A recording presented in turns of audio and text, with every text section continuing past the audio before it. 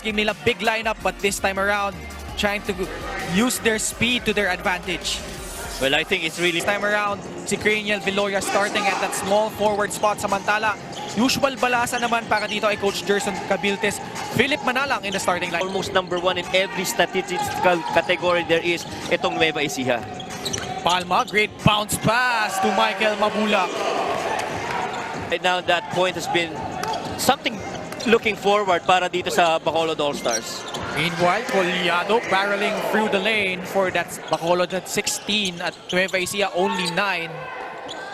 Bitoon for free is pure. Meanwhile, we turn you over to our courtside reporters Megan Cabrera and Sam Coloso. Ken, para kay Coach Alex Angeles of the All Star Bacolod Ballers, isinars with or without Mark Yee. Today we come in confident but we don't want to jump into conclusions. Sabi din ni Coach Jerson that to him the margin of score does not matter. Basketball, because if they didn't, mas malaki yung lamang nun. So then yung pagiging consistent nila sa executions nila help them. You've got players like Renz Palma and Michael Wico who always looks to attack. As you see that triple by J-Boy. Traffic for the blue shirts. Spin move by Mabulac. And Michael Mabulac unstoppable in the paint. Coming In for Look Coach at that. Jerson. Wow. Solis. Wow, that's 6 points for the former. And forcing a turnover itong Bacolod. Casino off to the races. One of the very few times that you see a Nueva Ecija to transition. Sidestep, pasa kay Palma. Pangalawang tres. Pasok yan. Every time you give that leather to Pang Villarias, wow. Pwedeng starting 5 sa ibang kupunan eh. Yeah. As Wico knocks down the free. And we talked about Great defense by Liu. Michael Wico fires from free and he banks it in. just like corner of that pin down by Balucanag, they go to that shooter who leaves underneath. He was si Balucanag for that free shot. Joel Liu flagged by foul trouble. Look at the intensity of the execution and the deliberate pass there in the corner for Villarias. Just credit the system. Yusu palpal ni Macalone. Gabo scoops it to Bobby Balucanag. That already is a microcosm of what happened. Wala. Gabo in transition. Pasa kay Bobby Balucanag na naman. Nueva Ecija, kung malate ka, yung co-cover sa'yo to rotate, halos ganun rin yung intensity sa defense na binibigay eh. Meanwhile, Joel Liu. Too strong. Villarias. That banker drops. Bang klase talaga yung yung Bacolod. 6 minutes and 20 seconds left. 14-point lead. Mabasa 12, courtesy of that loud Bacolod. Matagal pa ito, only a 12-point lead. Pull-up jumper by Garcia is pure. Malones and Arben Johnson who did not see action in game number 1. Meanwhile, Pamboy Raimundo with the jumper as we turn you over. Guys to play tighter defense and really execute their plays kasi nakalatag na naman ito para sa kanila. Sam? Thank you, Megan. Sabi ni Coach Jerson Cabiltes. Halfway mark of the second quarter. Now, jumper again. And jumpers just falling here. I liked how it's shooting Richard Albo. Lau started in game number 1, coming off the bench in game number 2, but Siruma again with that 3 minutes left in quarter number 2. Garcia, floater, short. Oh, Second wow. serving by Kenneth. And really excited for this matchup. Tonton Bringas in transition.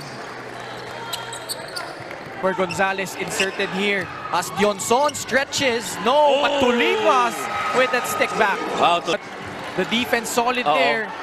Bringas, nilay up lang. Lay up lang. Alam ko may Easy lang. expected na ako ng chill lang tayo. Sa kanilang shot clock. Garcia. Galing. Tignan natin if they will count the board. Uyloan. 14 seconds on their shot clock. Raimundo for free. The guy with the most amazing Drives and uncontested on that layup.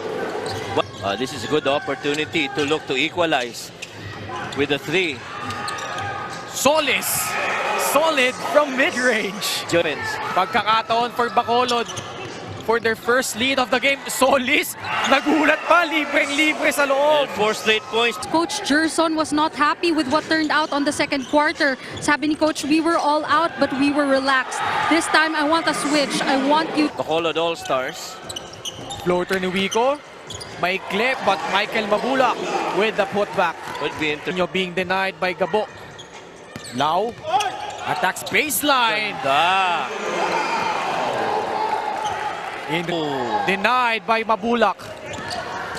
Gabo. Pasa kay Michael Wico. Oh! No good. Balucanag grabs the loose ball. Balucanag is the most consistent so far para dito.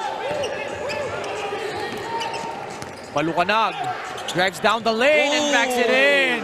Flexing his guns. Inserted here, as well as Ken Tulipas. Oh! Knockout play. All Stars. And we would like to thank our prize money sponsor, Medisure Pharmacy. Casino, nahanap si Tulipas sa loob. Nahanap si Macaloni trying to power his way, and he does against the defense of Ken Tulipas. The creative. Game is brought to you by Happily, which is now available via grab, delivery, and takeout. Jonathan Uyloan, bury, play. Bitoon drives middle, kicks it out. Uyloan trying to go. Actually, a long two. I was about to say going to go back to back. Good swipe by Joel Liu. Alday. Pasa kay Albo. Umatake sa loob. Great challenge. That's the Bacolod All Stars. Richard Albo with 8 points. Uyloan for 3. And he's dancing to it. Double screen. Pasa kay Villarias. Ganda ng slip doon ni Albo. And Exactly. he knocks it down. That's one thing that Villarias did not do earlier. 8 minutes left in the fourth. Gabo, kontra dito kay Liu. Drives, pulls up. Wow! Eset Gabo. Up from beyond the arc. No good. Bola mananatili sa Nueva Ecija. Michael Mabulac sa loob. And when Coach Jerson said, Garcia, crossover. Pulls up. Knocks it down. Wow! It's been Jerome Garcia. Knocking his defender to sleep. And once that nap came in, starting shooting that leather. Bitoon counters with a triple. 8 attempts before. Chance to add on to the lead. Villarias settles for that banker. Villarias just Pulls up. That's short. Bitoon. At libre doon si Michael Mabulac. Forcing Coach Alex Angeles to call timeout. Bacolod missing Mark Yee in this semifinals. oh wow! And beautiful basketball. Coach Alex Angeles. Itong Bacolod outperforms expectations, but Tonton Bringa sabi, easy lang kayo. Itong San Juan Knights, almost beating the Tanduay Masters. Finished third in the elimination round with a 7-4 mark. Masters, and since then, Coach Mike, they've been unbeatable. 13 straight wins. Yes. And when you look at the stat line of that very first game, halos lahat yun favoring more of Nueva Ecija. And so so when I talked to Coach Jerson, I said, yun nga, did you feel that you could have won that game? He said he don't want to talk about it anymore because he wants to move on to the next games that's ahead of them. The horn sounds. Nueva Ecija pulls through here. 88-72. Sweeping itong All Star Ballers. Bacolod Ballers Bingo Plus. So standings versus Zamboanga, Muntinlupa, which is on paper a really strong team. So you gotta credit the All Star Bacolod Ballers as well, and the coaching staff of Coach Alex Angeles for steering them in the Final Four team here in field basket. Nueva Ecija exerting dominance all throughout the tournament. Maganda yung pinakita nila dito. Tandaan natin, last season they were representing AICC Manila.